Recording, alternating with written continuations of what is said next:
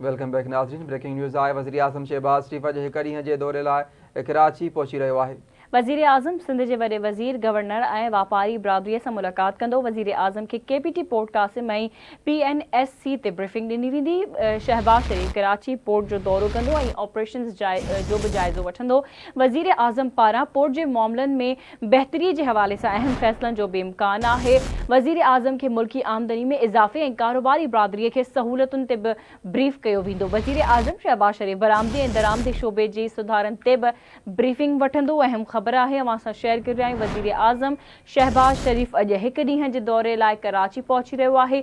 वज़ीर आज़म सिंध जे वॾे वज़ीर गवर्नर ऐं वापारी बिरादरीअ सां मुलाक़ात कंदो। वज़ीर आज़म खे KPT पोर्ट कासिम ऐं PNSC ते ब्रीफिंग ॾिनी वेंदी। शहबाज शरीफ़ कराची पोर्ट जो दौरो कंदो ऐं ऑपरेशन्स ते जाइज़ो वठंदो। वज़ीर आज़म पारां पोर्ट जे मामलनि में बहितरीअ जे हवाले सां अहम फ़ैसिलनि जो इम्कान आहे।